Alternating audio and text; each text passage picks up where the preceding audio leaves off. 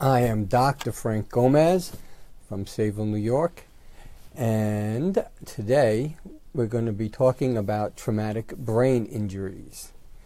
I brought my special guest today, which is my daughter.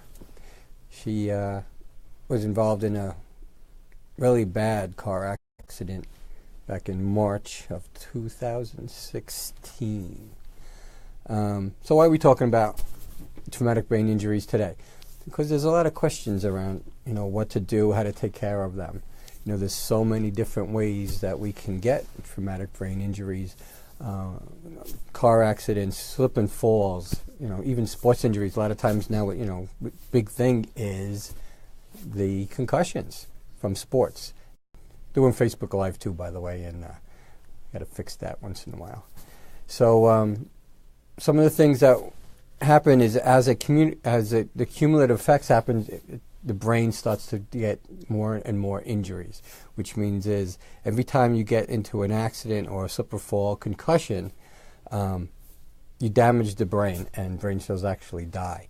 So this is what happens. Your brain is surrounded by your skull, right? We all have a skull. Some of us have thicker skulls than others. And your brain is like a gelatinous material, almost like Jell-O. And it's surrounded by a fluid. It's called cerebrospinal fluid, which surrounds your brain.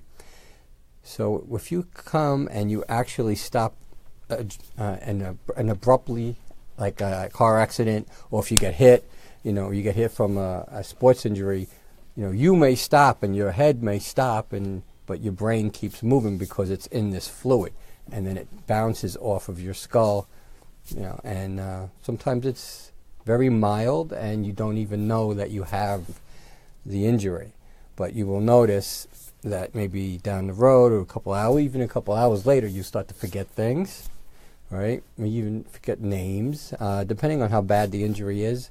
And now with all the football players, as you can see, you watch TV, and they talk about it all the time, that these players actually will take their own lives because they start to see things, they start hearing things, have constant headaches, they can't get rid of them, and so many players have actually taken their own lives from the cumulative effects of the concussions. So real quick, why would you want to listen to me? All right, I've been a doctor of chiropractic for about 32 years. Actually, next month will be April. It'll be 32 years. I have a lot of experience with injuries, have a lot of experience with concussions. But I brought my daughter along because she has had a traumatic brain injury and actually knows a little bit more about I do about how it physically feels. And I mean, I could tell you what I felt and how I went through it. But so I'm going to introduce my daughter. Her name is Briana. Hello. And so why don't you tell the audience here a little bit about what happened? Yes, so I was in a car accident. I was a passenger of a car accident, and I received I sustained a traumatic brain injury, and I had 2 brain bleeds on the side of my head, and in some cases, when it is more of an extreme case, you do need to have that blood drained, but luckily for me, it drained on its own through the brain. The body reabsorbed that blood, and it is Brain Injury Awareness Month, so that's why we are talking about this today. March is Brain Injury Awareness Month, and my situation, unfortunately, was not unique. So we have up to 2.5 million people experiencing traumatic brain injuries in the U.S. alone every year, and every 13 seconds in the U.S. someone is sustaining a traumatic brain injury. And these injuries are so important to bring awareness to because everybody's brain is different and everyone's personality is different.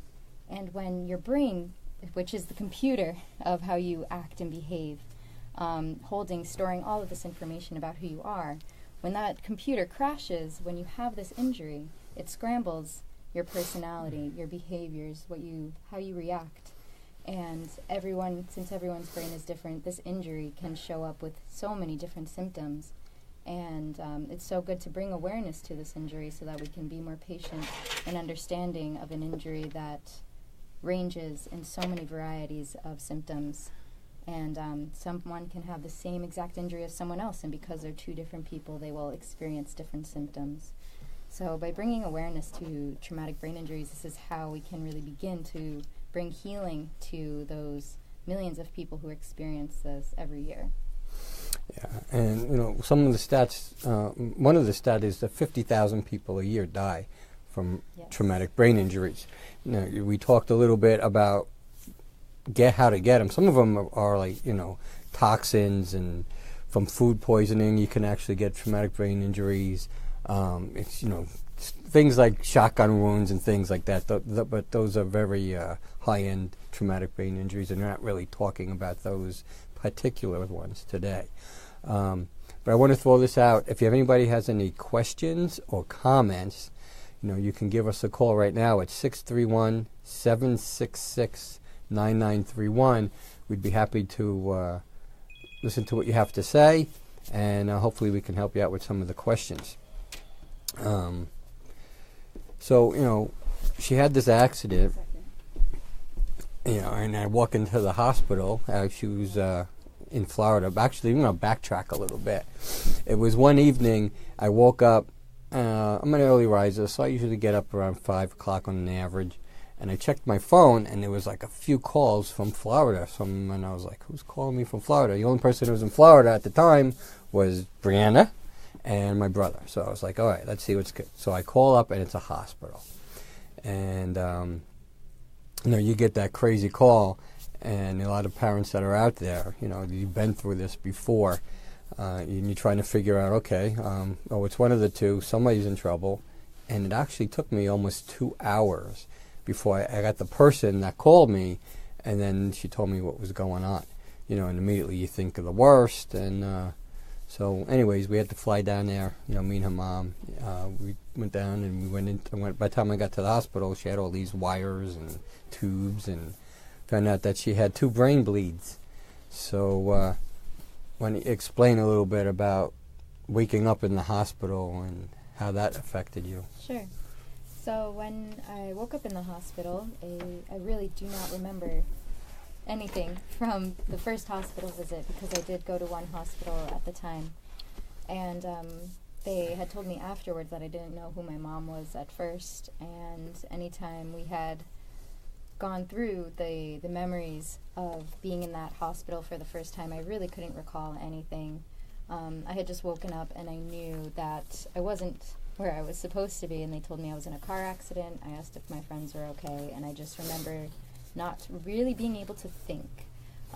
What one of my personal symptoms was the inability to think, and I had this really open-minded, open space feeling. It's hard to describe, but it's just if your mind goes quiet. And so I had difficulties remembering things, knowing my surroundings, knowing who was around me, and then I also woke up with very strong headaches every morning. And one of the things that I wanted to discuss about treating traumatic brain injuries was the meditation and yoga that I practiced, because when I had these headaches in the hospital one day, when I tried to meditate, actually, because I had heard that it could help, it had benefits. So when I meditated, it took 10 minutes, and that headache had subsided, which I was really very impressed with, and so I continued practicing it. But one of the things about a traumatic brain injury is that we were so unaware of what it was, and I didn't really know what to expect. I didn't expect it to change who I was.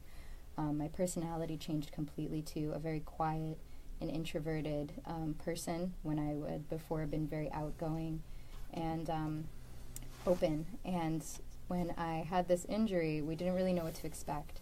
So one of the largest symptoms that I had experienced the very first time when we saw that this injury was more than just a hit in the head was I had to go, after I was discharged from the first hospital, we went to the second, I had to go back a second time by the ambulance, because the brain injury actually had messed with my sodium levels. It had released a diuretic hormone that told my body to just flush all of my sodium.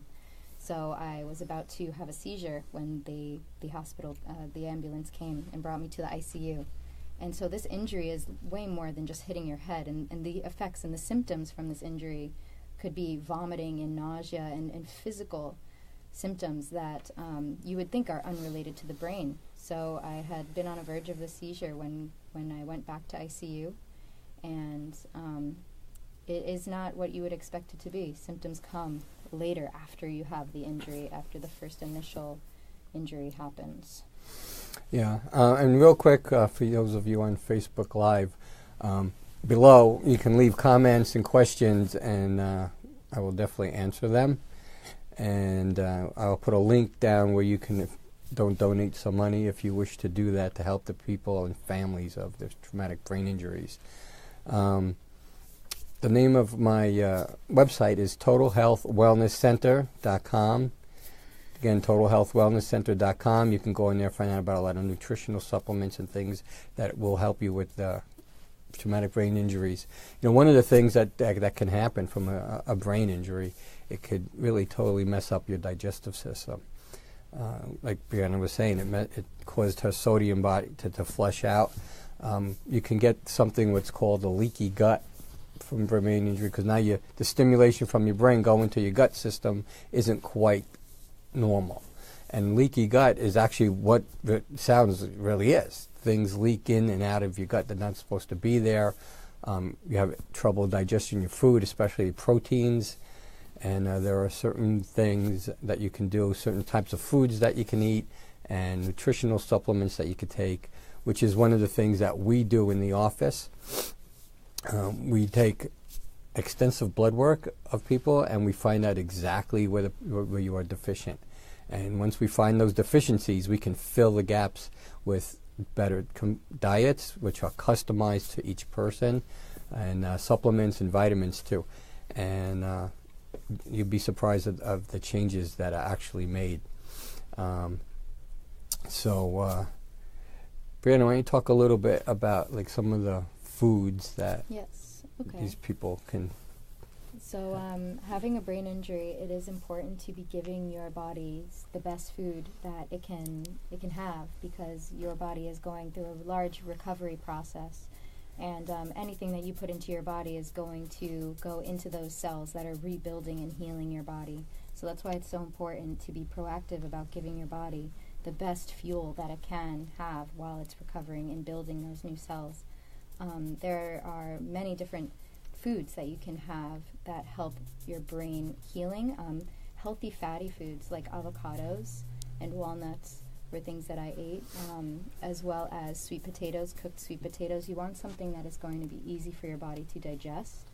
Your body uses a lot of energy digesting. That's why we could feel really sleepy after eating a big meal.